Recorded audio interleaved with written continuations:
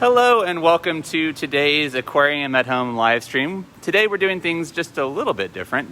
We have been focusing throughout the period of our closure, as we've been doing these Aquarium at Home live streams, on our animals, which makes a lot of sense since aquariums do tend to have a lot of animals. That's why a lot of people visit. But what you may not appreciate, at least not consciously, is the plant life. And if you think about visiting the aquarium, as you look at our exhibits, what you probably appreciate without even realizing it is just how green and natural everything looks. And here we are right now in Tropical Cove, and that's a scissor lift. That's not an animal, nor is it something we normally have in the exhibit. So we'll pretend that's just not there. But before we get into the live stream, I want to introduce Charlene Nash. Charlene is our senior horticulturist. So Charlene is one of the people who takes care of the plants here in the gallery, in the Tropical Cove Gallery, along with a horde of volunteers.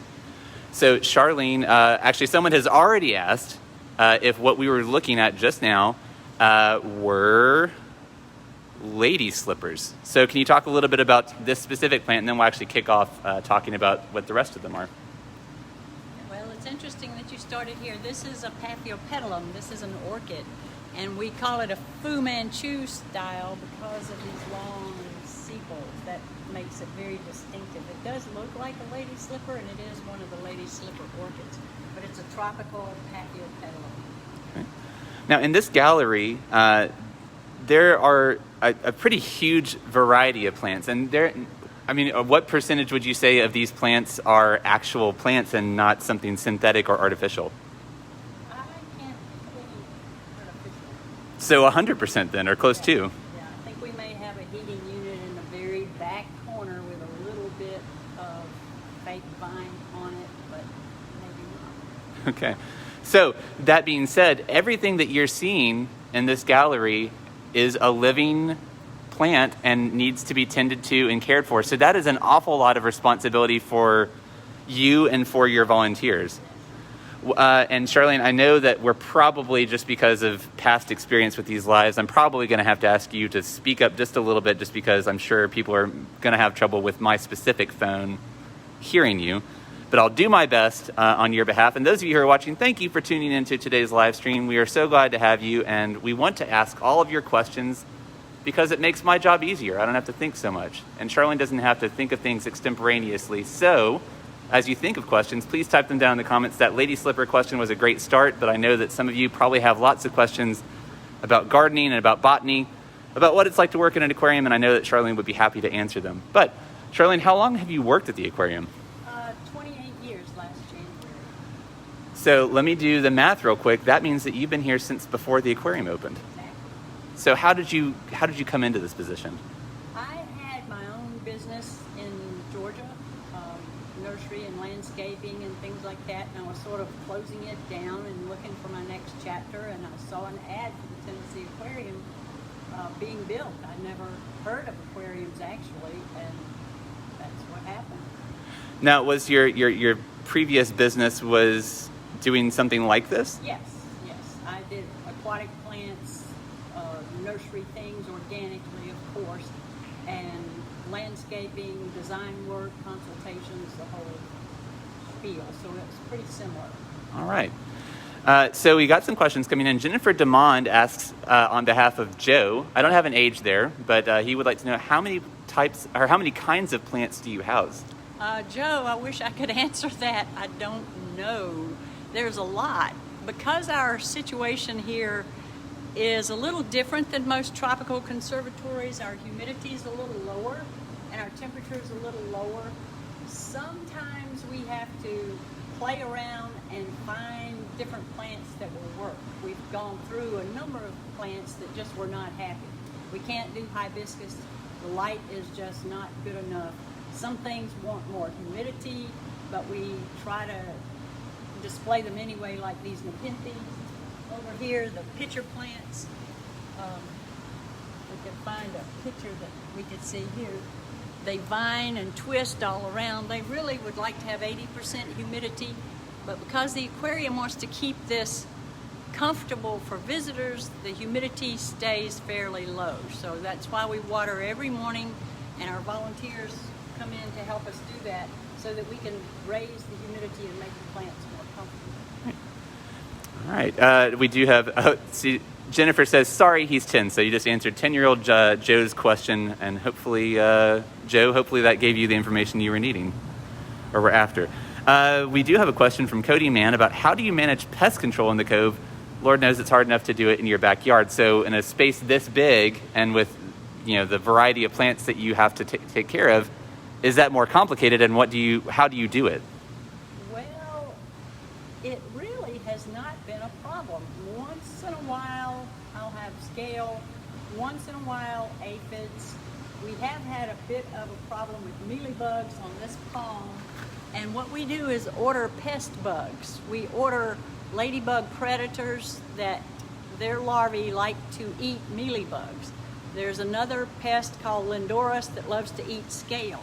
So usually we can use a little bit of soap, a little bit of neem, things like that, and if that doesn't help it, then we order bugs from IPM labs in New York, and they ship us like every other week, and we'll release those, and that seems to take care of it. We're not bothered very much by bugs because we try to keep the plants healthy, and a healthy plant does not attract bugs as much. Now, is it different doing this kind of work in a space like an aquarium? Is it different than working in, say, a greenhouse or at your past business? I mean, what are the specific challenges and maybe the specific rewards of doing this kind of work in this kind of space? And I'll try and maybe focus on a plant while we talk, since that is the focus of today. Right. I'm not sure it's that much different. You just have to adjust what you're doing.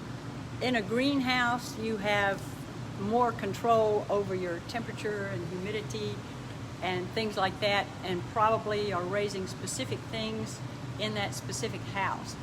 What we're trying to do is to show people, hopefully, things they don't see every day at Lowe's and Home Depot. We would like for them to see unusual plants, unusual orchids, and that's why we have a lot of different variety, and we just keep going through as many species as we can find to see what does work in our environment.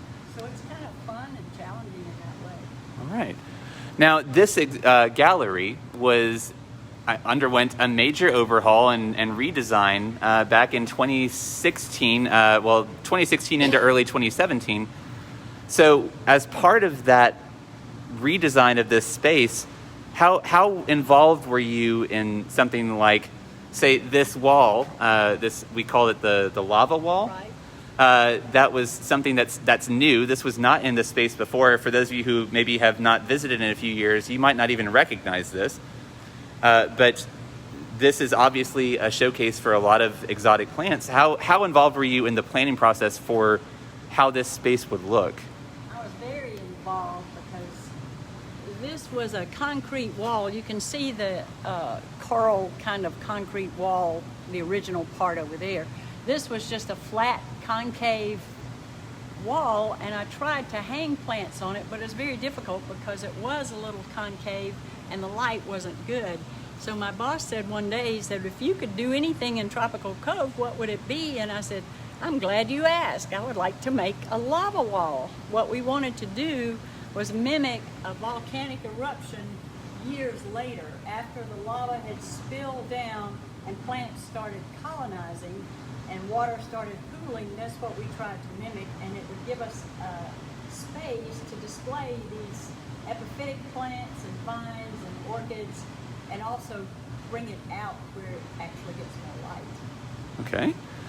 All right. So moving to some of these questions that have been coming in before I lose track and forget to ask them. Lou Everman, who is a frequent watcher, frequent question answer. Thank you so much, Lou, for this question. We were wondering what the best kinds of flowers for attracting butterflies and bees might be. Oh, we have a lot of those. Nurseries right now are specializing in that. So there's a lot of things like we use in our butterfly garden, like pentas and things that are tropical, but also your zinnias, your salvias, the native salvias or perennial salvias are good. Your bee balms, they're native bee balms. There's a whole list of plants probably available at the Nature Center now for those. kinds of attract bees. Most of the things that attract butterflies will attract bees. You can get your Mexican sunflowers now, which are excellent, even though they're annuals. You can save your seed till next year, but there's just a huge list. All right. Someone named Keith Sanford would like to know, what about those plants that eat bugs? That was a terrible inside joke. Keith is our president and CEO, and he is giving me an excellent segue to talk about one of the most, or for you to talk about rather, one of the most interesting plants here in the Cove. So what are we looking at here? Right here we're looking at a very large example of the Nepenthes. They are tropical bug-eating plants. We have native pitcher plants from the low country and mountain pitcher plants that are perennial in our climate, but these are all tropical. And I'm trying to grow some really big pitchers that are called rat catchers, but it's hard indoors in our environment without the humidity and rainfall to grow the gallon-sized pitchers. But we're getting there. These are pretty substantial. You can see this one's dying out. We don't like to cut it off until they're fully brown because they are still photosynthesizing. So this is a newer pitcher right here. It's still quite large, but you can see the lip around it. It has attractants around that lip, so bugs like to crawl in there.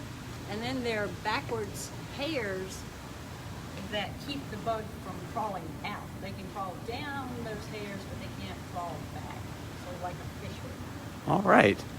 Amanda Flatt says that Miles would like to know the names of the plants around her, and unfortunately, Amanda, I don't know where we were when you asked that question. So if you can get me a little more information, I will pass it on to Charlene, and I know Charlene could identify it, whatever species of plant happened to be the one that was drawing your attention. Was it near the papillopetalums, or was it this orange?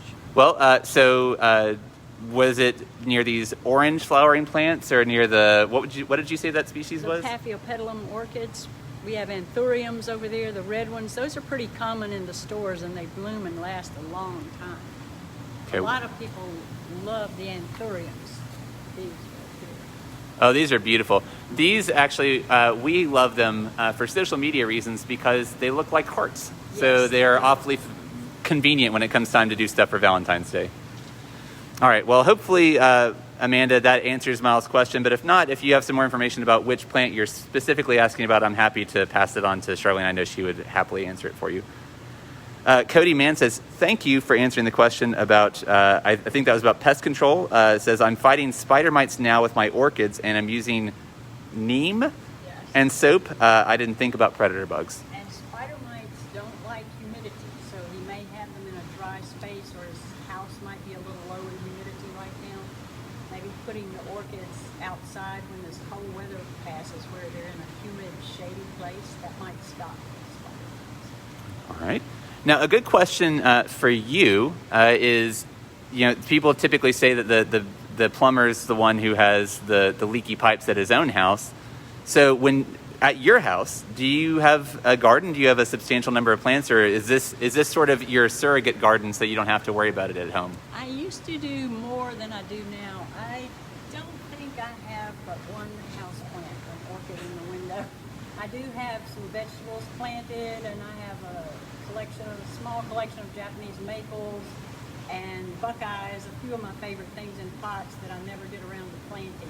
But yes, I still have to have blooming things at home, even though I don't take care of them as well as I should. Okay. Now, orchids are a really interesting group of plants. So as a species, people probably wonder, what does an orchid look like? And that's a complicated question, right? Because they vary tremendously, don't they? 30,000 species of orchids. Wow. Okay, so we can maybe tour the gallery a little bit, can you point out some other examples of orchids that maybe people can appreciate? Well, we do have the Phalaenopsis, which is fairly common, but it is a favorite. Everybody loves the Phalaenopsis. And just to let you know, people like all the fancy colors, but the white ones seem to have their flowers last a lot longer than the colors. Okay. Are there any other examples?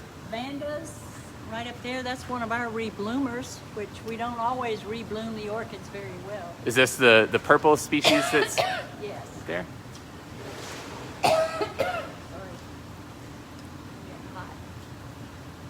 right.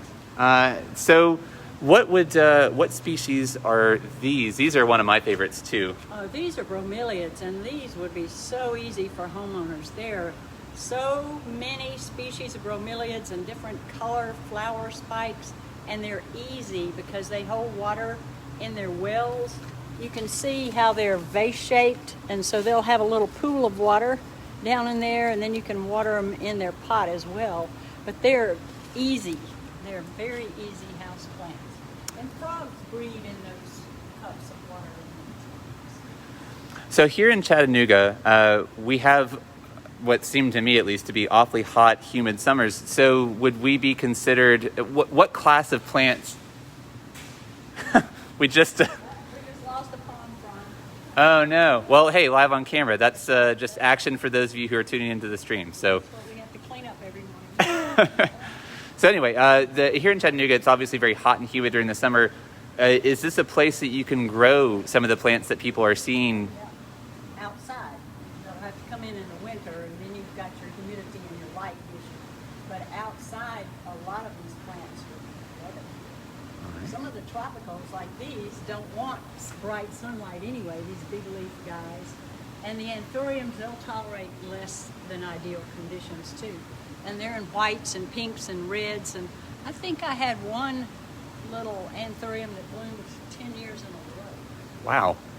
This is, outside right now, for those of you who aren't here, you can probably see it's a gray, kind of terrible rainy day, a good day to be inside in the cove. But what I love about days like this is that it actually kind of reminds me of what it must be like to visit things like the cloud forests in Costa Rica, with the plants really seem to pop on days like this. The colors really seem a little bit more vibrant to me. They really do. And even in your garden, you can notice how washed out things can be in August with the heat. And then when it gets just a little cooler, later in September, the colors, even your verbenas and things like that, the colors spike. All right. Let's see. Give me just one second. I'm going to go through all these comments here. A lot of hearts. Looks like people are saying thank you. People are talking to each other. This is good. So you all are having your own discussion while Charlene also is giving us some expert insight. Okay, so I always have to apologize because I always mess up names, and that was my gimbal falling apart. So sorry about that. I hope that was a fun wild ride for those of you who just went upside down for a second. I always have to apologize because I'm going to mess up this name, but Josu Davis wants to know what the best kind of flowers to attract hummingbirds would be. Those would be your tubular flowers. The honeysuckles nuts are Japanese, although they probably would like that too. But the native woodbine honeysuckles, the red, the bignonia, crossvine, pineapple sage with the tubular flowers. They come to things like red impatiens. Red seems to be their favorite color. Red impatiens, but I don't think they get nectar from the red impatiens. Lobelia cardinalis is another one.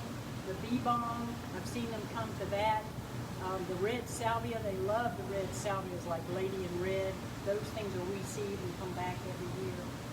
They love the buckeyes, the red buckeyes, but I'm not sure how much nectar they get from those. I just did it again. Hopefully now you can see me. Hello. I'm not sure why this is happening, but I'll do my best to maybe keep it from happening again. So hopefully that answers your question about how to attract hummingbirds. One of the cool features of this gallery that maybe you've never taken proper time to appreciate, if maybe you just overlook it, is I love this water feature. Can you tell us a little bit about the plants that you can see in here? Right. We started out trying to do Victoria lilies, and because they are one of my favorites, and they really need very warm water, so this is heated, and they need high light. But the Victorias have to have a giant pot of soil to really flower and have nice leaves. So that proved to be very hard for us to do. And this lily that I have forgotten the name of has just proven itself. It has bloomed like we have about 5 buds every day, if you can see those flowers under there. These are the purple flowers? Yes, and that's one lily, and it just keeps growing and growing, and it has that beautiful variegated leaf. So I've just sort of given up on my Vicks for now. Not forever, but for now. Well, and I'm sure that gardeners at home can probably sympathize with this, that a lot of your work is kind of trial and error, it seems like. A lot of trial. So do you feel, we talked a little bit about the fact that this wall was installed back in 2017, well, late 2016, early 2017. So for about 3.5 years now, or closing in on. Do you feel like you've got a handle on it now? Oh, I don't ever feel like I have a handle on any of it, really.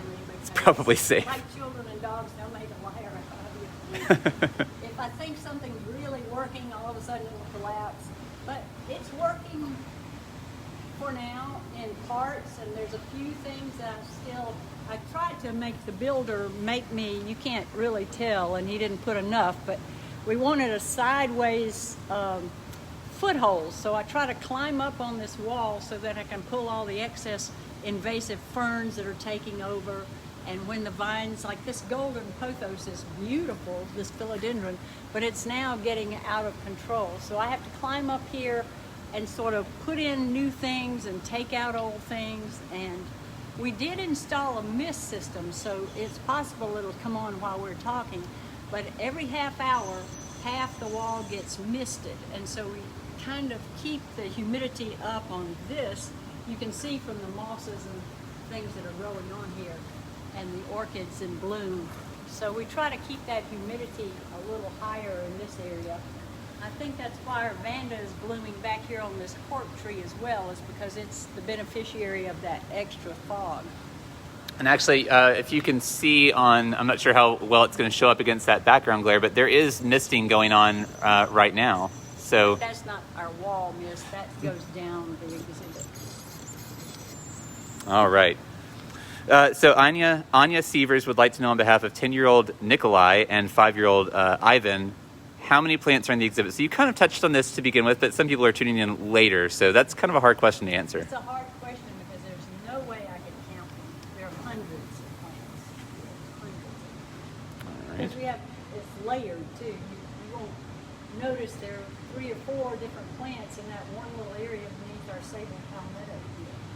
And we built this cork tree just to house epiphytic plants, those that don't need soil, like bromeliads and orchids and things. So we attach, there's probably 100, 200 plants on that tree alone. And what species of palm is this that I'm looking at right now? That's the sable palmetto, the state tree of South Carolina. Oh, wow. It seems to be more tolerant of this lower light level. We have tinted glass, and some of the higher light requiring palms have been as happy. Okay. All right. Angela Johnston Dillard says, hi, Charlene. I don't know if that's one of your volunteers or just somebody who's saying hello because you're doing such a great job. Well, it looks like we got a donation. Thank you very much to whoever the kind person was who took the time and reached into their pockets to donate to us. All of that money, as we say during all of these live streams, contributes directly to our Emergency Operations Fund. So that will be used to help offset the need, obviously, to continue caring for the animals and also the plants. So thank you very much for that donation. That will be put to exceptionally good use. It is very much appreciated. So, Charlene, as we move into the center of the gallery, are there any points that you feel like we do well to cover in here? Are there any especially interesting plants that you happen to like in this part? We mostly just have our generic palms and things. This is a Panama hat palm, though. That's exactly what they make the Panama hats out of. So they are outgrowing their space, and we're just trying to feed them and water them and keep them as long as we can. One of the most fascinating is that yellow flowering plant above lemurs. We have a spiny forest above lemurs, and that shrub has been blooming ever since we put it in. So that's been in since... Lemurs went in. Oh, wow. So right after the wall, they started on lemurs. Right after the lava wall. And what species did you say this is? It just totally went out of my sorry. We have a local plantsman who grew all these plants, and I was just telling the lemur girls the other day, we were so lucky, such a coincidence that this guy grows succulent plants in Lookout Mountain, and we needed them. If we hadn't, they're hard to find. We would have had to buy smaller ones in California. Shipping would have been an issue. Buy a few here and there in Florida. We'd have never put together a collection like this around the lemurs in the spiny forest if we hadn't had lucky to have a local grower. Well, and that's an interesting point, because the lemur forest half of this exhibit, if we'll walk over here, if you've ever visited and seen our lemurs, you probably have noticed that one side of the exhibit looks very different from the other. And that is because it's designed to replicate two different habitats or ecosystems within the island of Madagascar, which has a very diverse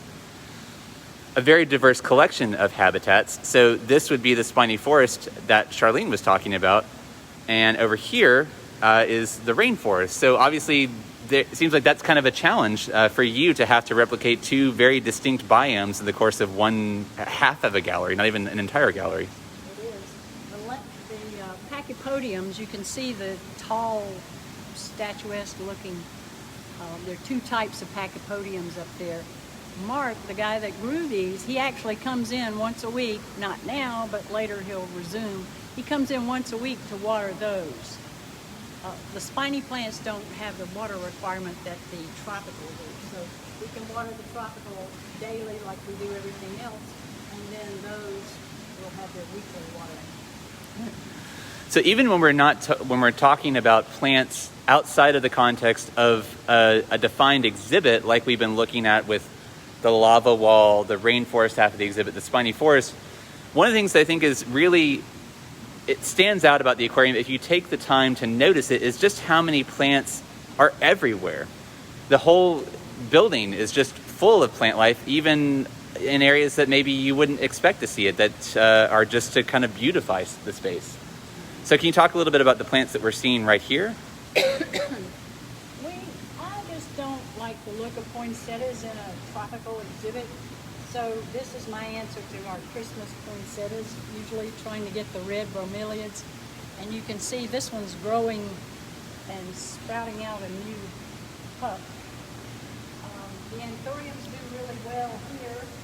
I have a tiny Tim banana. He's so cute. That's the tiniest banana there is, Tiny Tim.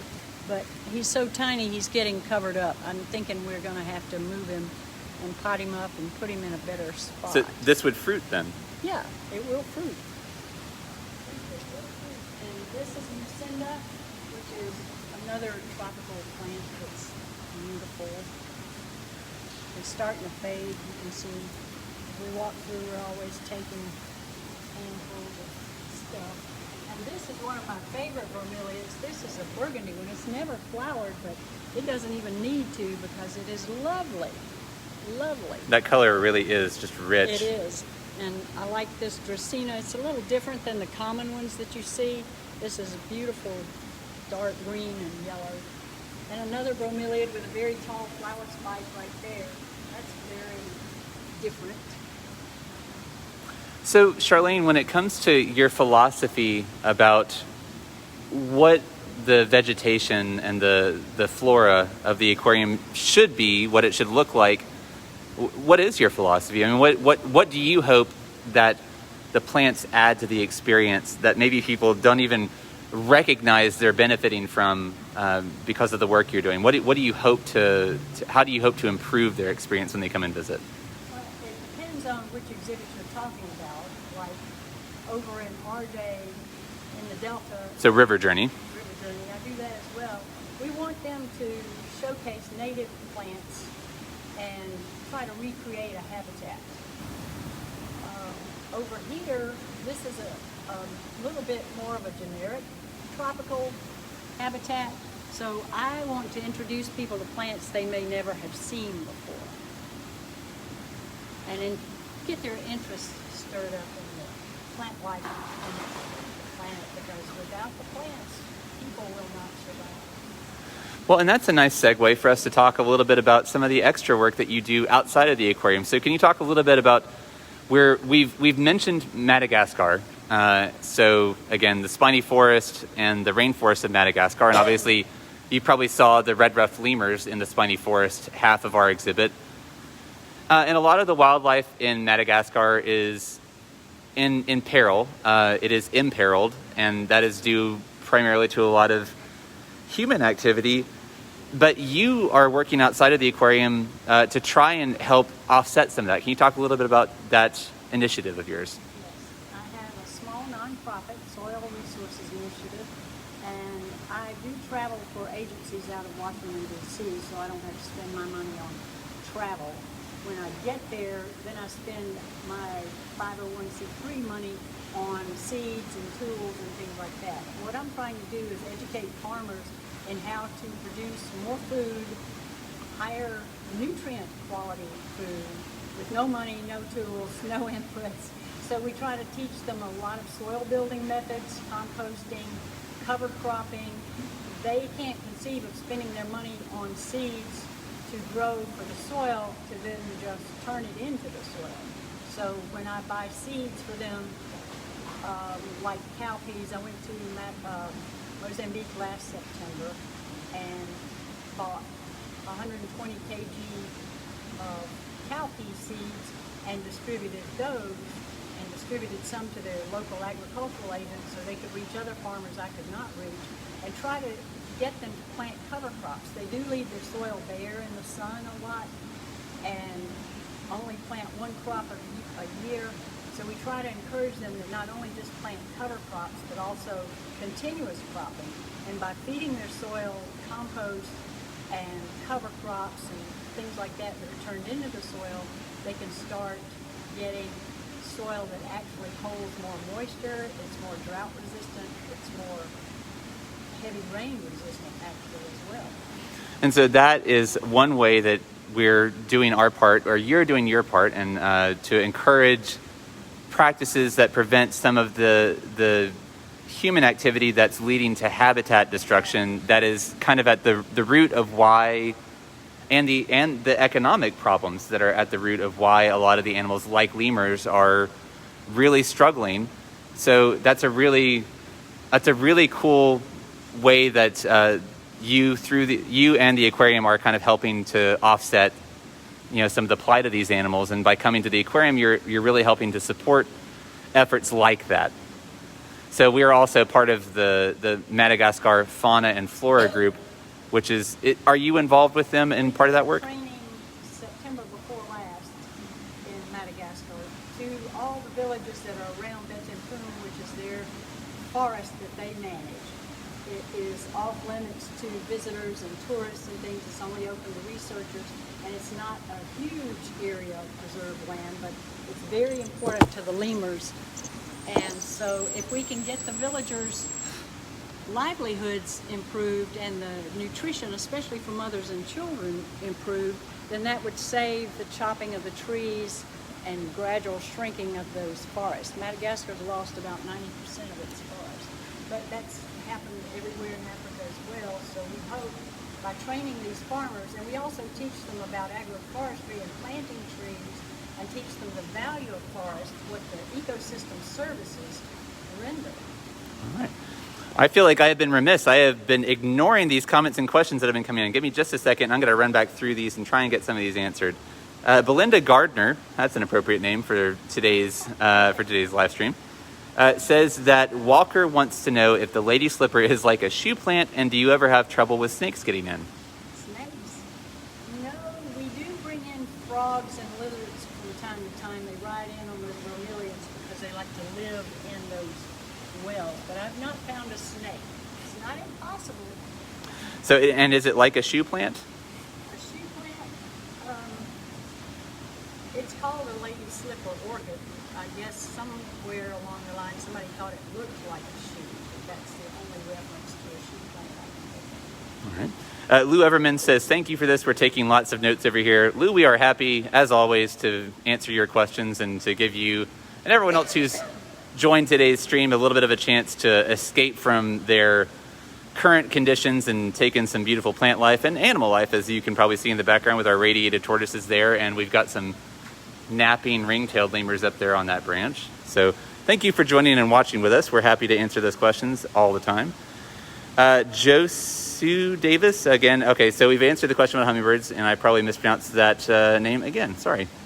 Carrie Anglin would like to know, or says, I haven't visited yet, do you have any outdoor exhibits? Carrie, we don't have any outdoor exhibits, but the space that we're in right now is one of 3 what we call living forest galleries. So as you probably noticed, we are under the distinctive glass peaks that are sort of the defining feature of the aquarium.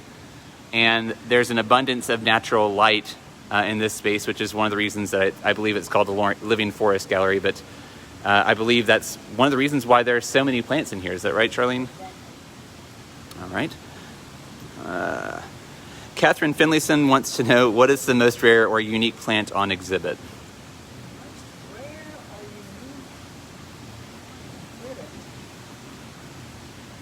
Probably this is, I don't know how rare it is, but that is very unique. It is a burrahal, and I've had it for many, many years, and it's finally starting to sprout more leaves. But it has some interesting characteristics, and I need to look it up, but I don't remember what they are. I bought it like when this exhibit first opened. Those leaves are tremendous. Actually, can you stand in front of it so people can get a scale of just exactly how large it is? I mean, those leaves would each cover your head many times over. So. All right. Kevin Holcomb says hi. Kevin, hey. He's one of my old volunteers from many years ago. Cody Mann asks a follow-up question, which is, how long does it take for new plants to acclimate on average? Because we have a tropical exhibit, and because most of them are tropical, I usually don't buy things that need much acclimation. Now what will happen is, like I said, I can't do hibiscus and things. If I buy a few very highlight requiring plants and bring them in, they'll just immediately start going downhill.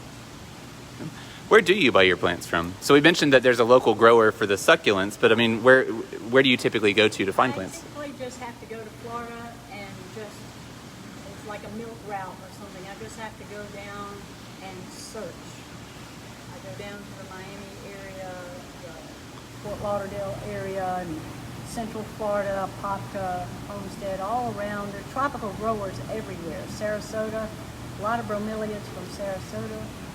One of my favorite memories of getting this whole gallery off the ground is actually when you were planting, or I'm not sure if you would call it planting, this, what looks like a moat in front of the spiny forest. I remember you putting these plants in. Can you talk a little bit about what's in here and the process of getting them installed or planted? These are aquatic plants, so that's easy. The hard part is this water is a lot cleaner than when macaws were here, because we had to hose out the macaw concrete floor and it would land in the water. The plants really grew crazy, but this water is a lot cleaner, even though the duckweed's taken over. These are anubias. They are African aquatic plants. They'll grow under the water, in the water. And Wedelia is common in Florida. It can be a weed somewhere, but you can see the leaves have started yellowing, so I'm going to have to figure out a way to fertilize those because the water is too clean. So when you say clean, I'm guessing it was lacking the nutrients from the... Macaws had a lot of nutrients in their wastewater. All right, Anya Sievers says, thank you for answering our question. Anya, you are welcome. I'm saying you're welcome, even though I wasn't the one who answered it, so maybe I should give Charlene a chance to say you're welcome.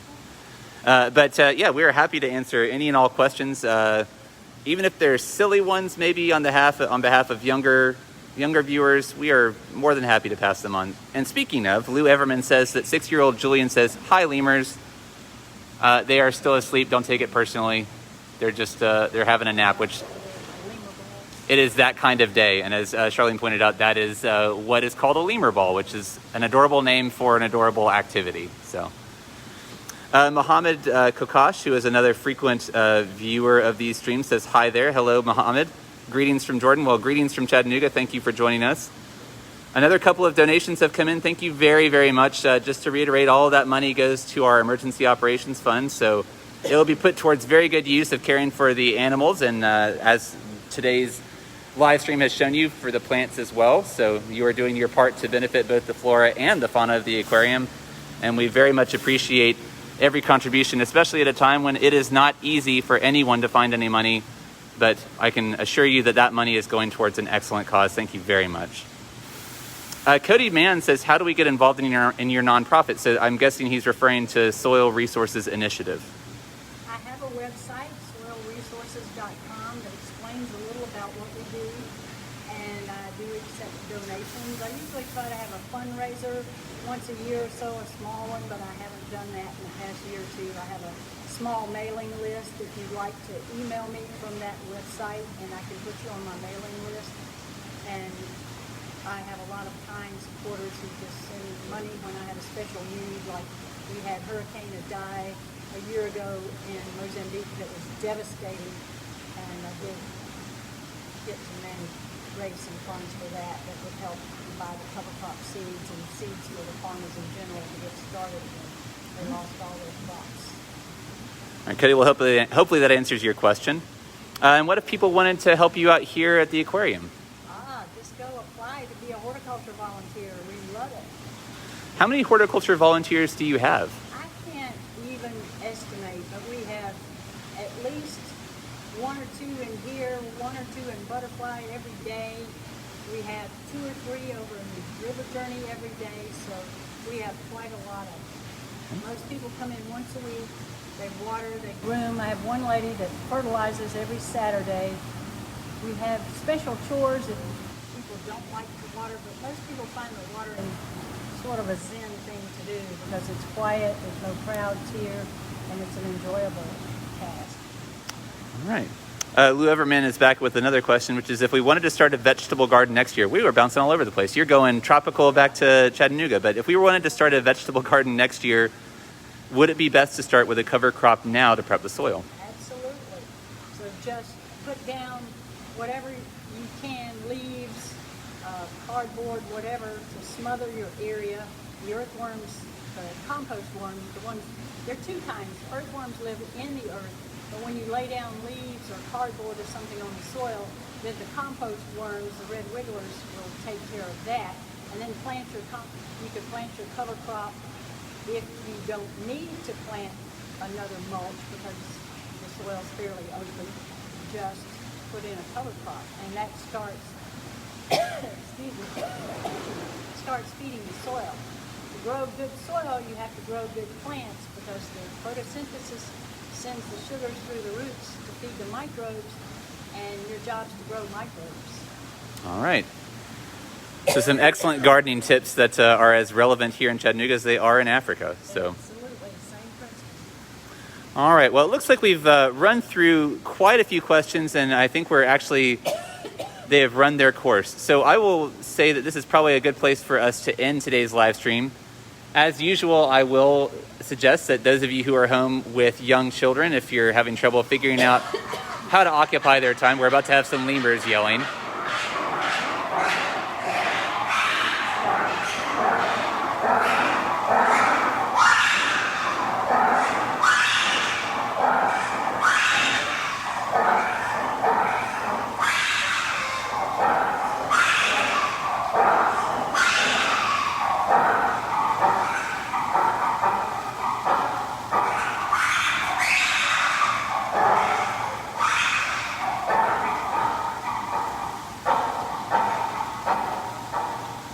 All right. If people want more information on my nonprofit or volunteering or some more details, they can call me too. Okay.